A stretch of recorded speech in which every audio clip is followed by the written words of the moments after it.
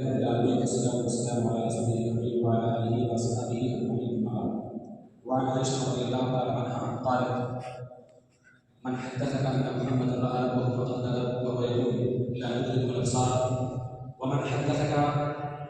أنه يعلم الغيب فقد كذب وهو يقول لا يعلم الغيب إلا الله. رواه البخاري في كتاب التوحيد. مسلمان کرام، عائشہ رضی اللہ تعالیٰ عنہ فرماتی ہیں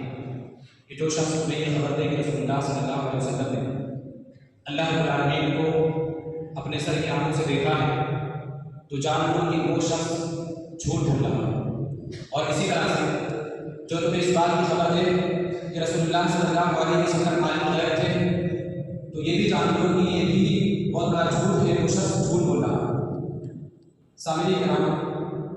میں بہت ہی اختصار کے ساتھ اصولی باتیں بیان کر کے بات کو ختم کر دوں گا. مجھے اس بات کا پورا احساس ہے کہ میں پڑھے لکھے لوگوں کے بیچ میں بول رہا ہوں، نہ تو زیادہ حدیثی شکل میں مثالیں پیش کروں گا اور نہ ہی کوئی لمبی چوڑی بات ہوگی. ایک اصولی گفتگو، ایک اصولی چیز بیان کر کے بات کو ختم کر دوں گا تاکہ آپ کہیں اگر کوئی بھی شخص اس طرح کی باتیں کرے کہ رسول اللہ صلی اللہ علیہ وسلم عالم غیب تھے تو آپ وہاں پر ان اصولوں کو فٹ کر کے یا قرآن حدیث کے دراسے کے سمے کہیں بھی کوئی بھی واقعہ، کوئی بھی نص اگر اس طرح سے آئے جس سے دل میں یہ احساس ہو کہ رسول اللہ صلی اللہ علیہ وسلم عالم غیب تھے تو آپ وہاں پر اس طرح کے اصولوں کو فٹ کر لیا کریں.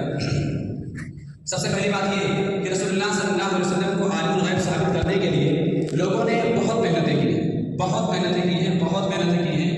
موٹی سے موٹی، ضخیم سے ضخیم کتابیں لکھی ہیں. بطور نمونہ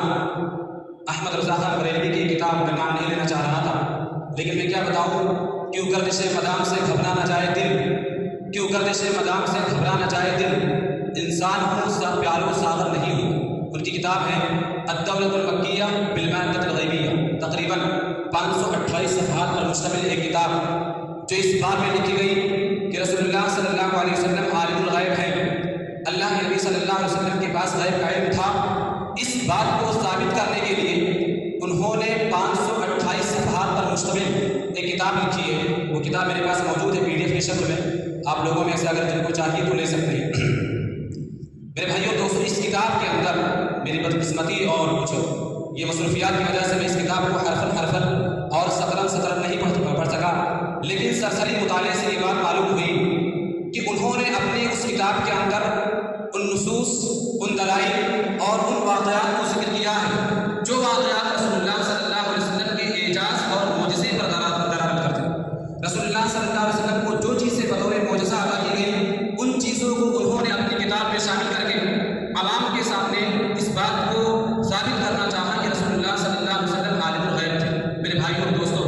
اگر ہم کچھ دیر کے لیے ان کی بات مان لیں، اس کتاب کے دراسے سے اس بات کو مان لیں کہ رسول اللہ صلی اللہ علیہ وسلم عالم الغیب تھے،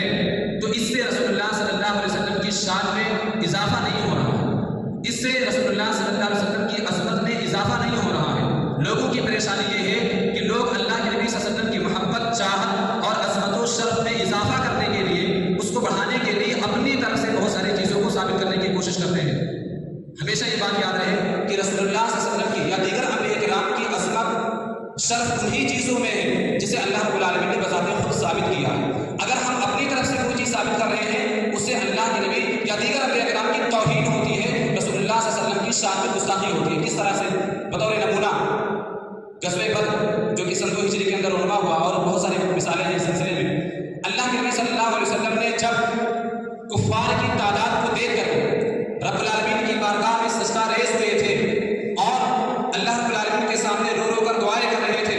اور سیرت کی کتابوں میں یہ جملہ موجود ہے کہ الہی اگر آج یہ تھوڑی سی جماعت ہلاک کر دی گئی، قیامت تک اس سرزمین پر تیری عبادت کبھی نہیں ہوگی. میرے بھائیوں اور دوستوں، اگر ہم رسول اللہ صلی اللہ علیہ وسلم کو عالم الغیب مان لیں تو گویا کہ رسول اللہ صلی اللہ علیہ وسلم سجدے میں اس طرح کی باتیں جو کر رہے تھے وہ محض نوٹنکی تھی. میرا لہجہ تھوڑا سا سخت ہو رہا ہے، محض اداکاری تھی، محض ایک ایکٹنگ تھی. کیوں؟ کیونکہ آپ کو معلوم تھا کہ فرشتوں کے ذریعہ سے مدد کی جائے گی. اس کے باوجود آپ نے یہ ایکٹنگ کیوں کی؟ بطور نمونہ ایک اور مثال، بیر معونہ کے موقع پر 70 صحابہ کرام کو دھوکے سے بلا کر کے اللہ کے نبی صلی اللہ علیہ وسلم سے مطالبہ کر کے 70 قاریوں کو لے کر کے جایا گیا، لے کر کے گئے نجد کے لوگ، اور انہوں نے بیر معونہ کے مقام پر 70 صحابہ کرام کی گردنوں کو کاٹ مجھے بتلائیں۔ صحابہ کرام سے منقول ہے کہ انہوں نے فرمایا کہ ہم نے رسول اللہ صلی اللہ علیہ وسلم کو اتنا غمزدہ کبھی نہیں دیکھا جتنا غمزدہ صحابہ کرام ان 70 قاریوں کی شہادت پر دیکھا تھا۔ اب